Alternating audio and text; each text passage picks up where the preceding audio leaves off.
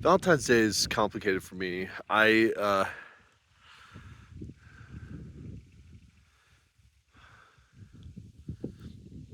got divorced on Valentine's Day, which was a joy. It's the last gift my ex-wife gave me. It was hilarious. She set the date, the court date, and uh, we had a great time. It was the best Valentine's Day ever. Now, normally I'll spend this time talking about how love isn't real and it's a fake bullshit holiday created by greeting card companies, and it's all bullshit and love isn't real. But that's not true, and I don't believe that. Love is real. I love my life. I love my daughter. I love my dogs, and I love my land.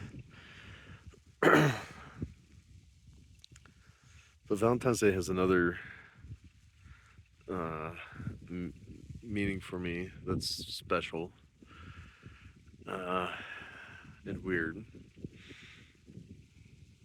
I went to a 2 year college. I knew I was going to go to UT Knoxville.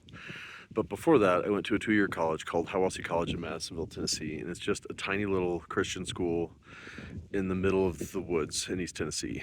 And I don't know why I went there, but I was drawn there. My grandparents went there, and they offered me scholarship money.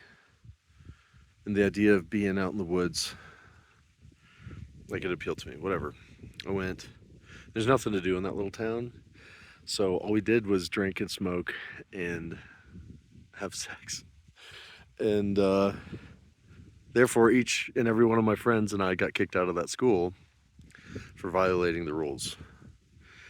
And I made some really good friends there. Beautiful, wonderful people. But, eventually it whittled down to four of us. And it was my friend Scott and myself and Adrian and Robin. And we called ourselves the Pals. Most people, as a commuter school, most people would go home on the weekends, even though we had dorms and it was residential and we all lived there. You would go home on the weekends, most people, unless you lived too far or your home life was not great and you didn't want to go home. And Adrienne never wanted to go home. She hated her mom. She didn't get along with her family. She was from Memphis and she didn't like being in Memphis. And she wanted to stay. And so, really quickly, we all four started staying every weekend to spend time together. And we were inseparable. Like, the four of us, we did everything together. It wasn't a matter of, hey, are you doing something, you want to hang out? No, we were all four all together all the time. We were the pals. And you know um, it came time for Thanksgiving break, and Adrian did not want to go back to Memphis. She had to leave. We had to leave campus. We could not stay, and she did not want to go back home. And she was crying about it. And I told her, I was like, don't go then. Just come with me, hang with me for Thanksgiving, and spend it with me and my family at the hacienda.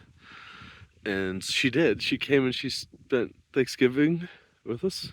And we had such a great time. We were already very, very close, but this really did it. We were sitting on the porch at the hacienda, and she was like, I wish I had this. I wish I had this type of a space to go to, this type of life. She's like, I hate my life. I hate my family. And I was like, well, you do have this place. You have this place forever. You can always come here. You can always hang out here. You're a part of my family. And you're always welcome. And we were already close, but we really bonded that week. We went back to school. And the four of us, continued to do everything together. And we had such a good time. And like, I was always, I don't know, I take a lot for granted.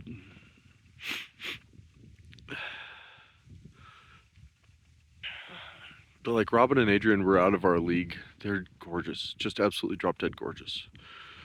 Um, Beautiful and amazing and fun, and just everything about them great.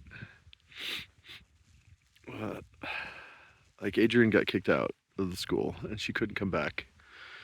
And When she was getting ready to leave, she gave me her number and her address in Memphis and made me promise to write and call and come visit. And I said I would, and I believed I would. But I live in the moment like way more than most people do, I think, and I don't really think about people when they're not there. And this has been a problem with every relationship I've ever had, in that if you're not physically with me, you kind of don't exist. And I'm not very thoughtful, and I really don't think about people when they're not around me. And it's not a self-centered thing. Maybe it is. I don't know. But I had all the intentions of, but I didn't. I never called. I never wrote that. I remember. Maybe I wrote a letter. I used to write letters all the time.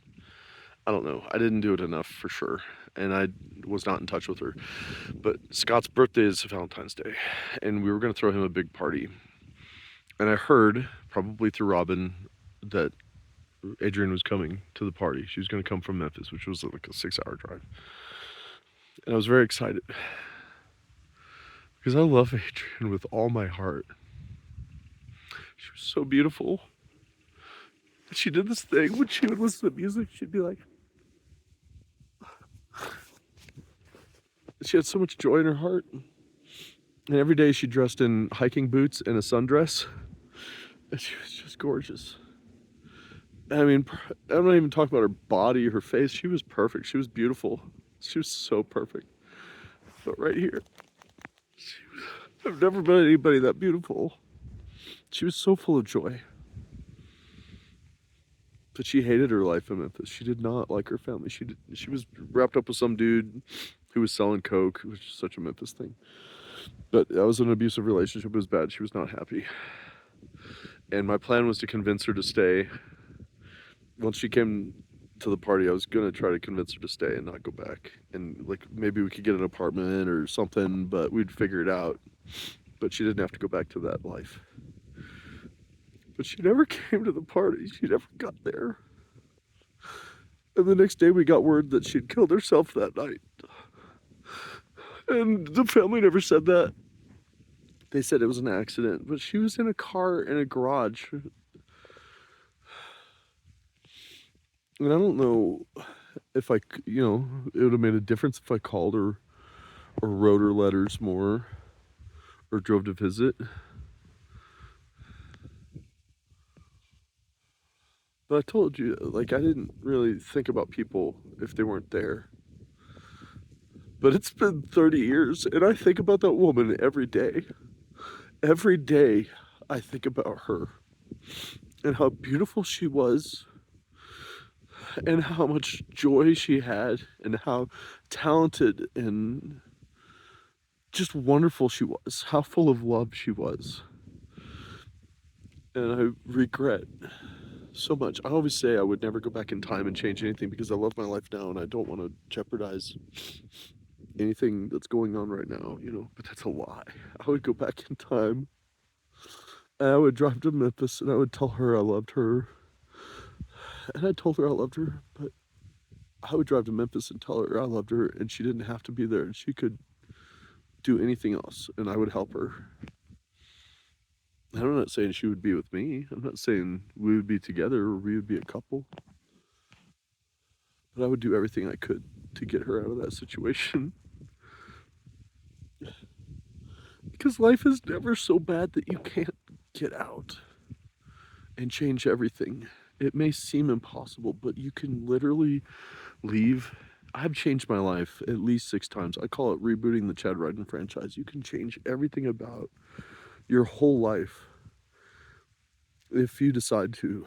And maybe you need help to do it, but you can do it. You can get out of whatever the situation is. You don't have to kill yourself.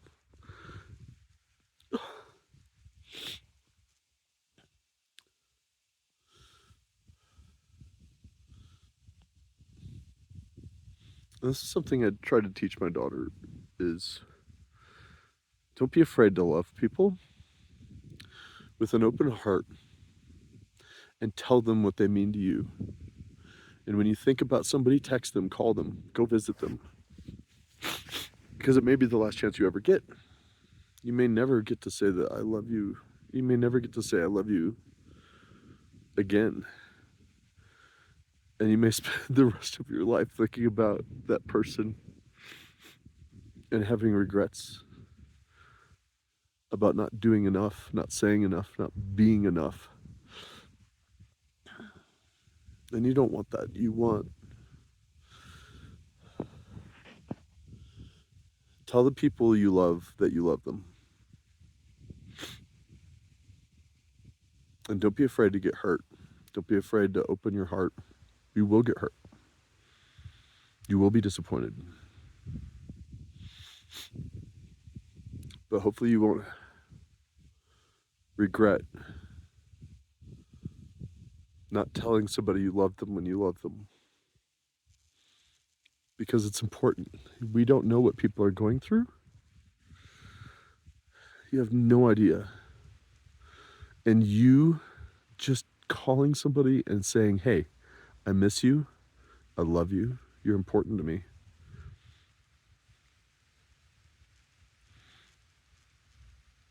I know I want to hear that. And you do too. So make sure you do that. Make sure you tell the people you love them whenever you think about it. Because I think about people now. I think about people a lot. I tell people I love them a lot.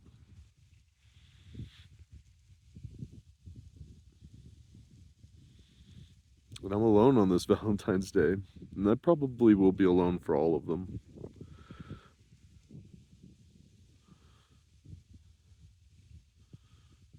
But you don't have to be.